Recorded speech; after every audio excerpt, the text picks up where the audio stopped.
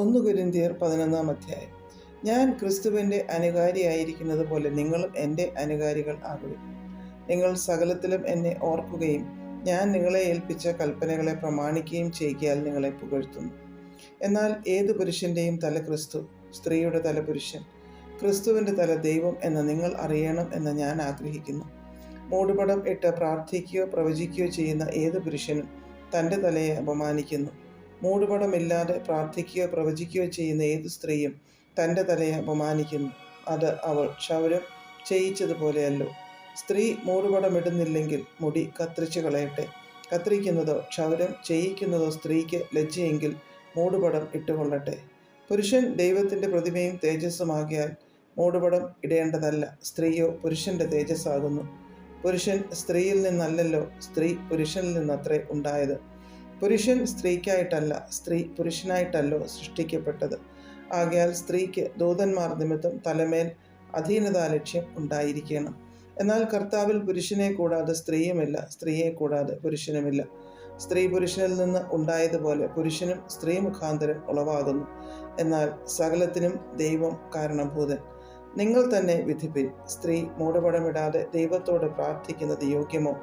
പുരുഷൻ മുടി നീട്ടിയാൽ അതവന് അപമാനമെന്നും സ്ത്രീ മുടി നീട്ടിയാലോ അത് മൂടുപടത്തിന് പകരം നൽകിയിരിക്കൊണ്ട് അവൾക്ക് മാനമാകുന്നു എന്നും പ്രകൃതി തന്നെ നിങ്ങളെ പഠിപ്പിക്കുന്നില്ലയോ? ഒരുത്തൻ തർക്കിപ്പാൻ ഭാവിച്ചാൽ അങ്ങനെയുള്ള മര്യാദ ഞങ്ങൾക്കില്ല, ദൈവസഭകൾക്കുമില്ല എന്നോർക്കട്ടെ.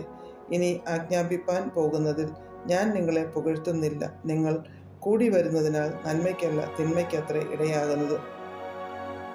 ഒന്നാമത് നിങ്ങൾ സഭ കൂടുമ്പോൾ നിങ്ങളുടെ ഇടയിൽ ഭിന്നതയുണ്ടെന്ന് ഞാൻ കേൾക്കുന്നു. ഏതാനും വിശ്വസിക്കുകയും ചെയ്യുന്നു. നിങ്ങളിൽ കൊള്ളാകുന്നവർ വെളിവാകേണ്ടതിന് നിങ്ങളുടെ ഇടയിൽ ഭിന്നപക്ഷങ്ങളും ഉണ്ടാകേണ്ടത്. നിങ്ങൾ കൂടി വരുമ്പോൾ കർത്താവിൻ്റെ അത്താഴമല്ല കഴിക്കുന്നത്. ഭക്ഷണം കഴിക്കയിൽ ഓരോരുത്തൻ താൻ താൻ്റെ അത്താഴം മുമ്പേ കഴിക്കുന്നു. അങ്ങനെ ഒരുവൻ വിശന്നും മറ്റൊരുവൻ ലഹരി പിടിച്ചും ഇരിക്കുന്നു. തിന്നുവാനും കുടിപ്പാനും നിങ്ങൾക്ക് വീടുകളില്ലയോ? അല്ല, ദൈവത്തിൻ്റെ സഭയെ നിങ്ങൾ തുച്ഛീകരിച്ചു ഇല്ലാത്തവരെ ലജ്ജിപ്പിക്കുന്നുവോ? നിങ്ങളോട് എന്ത് പറയേണ്ടു? നിങ്ങളെ പുകഴ്ത്തുകയോ? ഇതിൽ ഞാൻ നിങ്ങളെ പുകഴ്ത്തുന്നില്ല. ഞാൻ കർത്താവിങ്കിൽ നിന്ന് പ്രാപിക്കുകയും നിങ്ങൾ കേൾപ്പിക്കുകയും ചെയ്തതെന്തെന്നാൽ, കർത്താവായ യേശുവിനെ കാണിച്ചു കൊടുത്ത രാത്രിയിൽ അവൻ അപ്പമെടുത്ത് സ്തോത്രം ചൊല്ലി നുറുക്കി, ഇത് നിങ്ങൾക്ക് വേണ്ടിയുള്ള എൻ്റെ ശരീരം, എൻ്റെ ഓർമ്മയ്ക്കായി ഇത് ചെയ്യുവിൻ എന്ന് പറഞ്ഞു. അവണ്ണം തന്നെ അത്താഴം കഴിഞ്ഞ ശേഷം അവൻ പാനപാത്രവും എടുത്തു. ഈ പാനപാത്രം എൻ്റെ രക്തത്തിൽ പുതിയ നിയമമാകുന്നു. ഇത് കുടിക്കുമ്പോഴൊക്കെയും എൻ്റെ ഓർമ്മയ്ക്കായി ചെയ്യുവീൻ എന്ന് പറഞ്ഞു. അങ്ങനെ നിങ്ങൾ ഈ അപ്പം തിന്നുകയും പാനപാത്രം കുടിക്കുകയും ചെയ്യുമ്പോഴൊക്കെയും കർത്താവ് വരുവോളം അവൻ്റെ മരണത്തെ പ്രസ്താവിക്കുന്നു. അതുകൊണ്ട് അയോഗ്യമായി അപ്പം തിന്നുകയോ കർത്താവിൻ്റെ പാനപാത്രം കുടിക്കുകയോ ചെയ്യുന്നവനെല്ലാം കർത്താവിൻ്റെ ശരീരവും രക്തവും സംബന്ധിച്ച് കുറ്റക്കാരനാകും. മനുഷ്യൻ തന്നെത്താൻ ശോധന ചെയ്തിട്ട് വേണം ഈ അപ്പം തിന്നുകയും പാനപാത്രത്തിൽ നിന്ന് കുടിക്കുകയും ചെയ്യുവാൻ. തിന്നുകയും കുടിക്കുകയും ചെയ്യുന്നവൻ ശരീരത്തെ വിവേചിക്കാഞ്ഞാൽ തനിക്ക് ശിക്ഷാവിധി തിന്നുകയും കുടിക്കുകയും ചെയ്യുന്നു.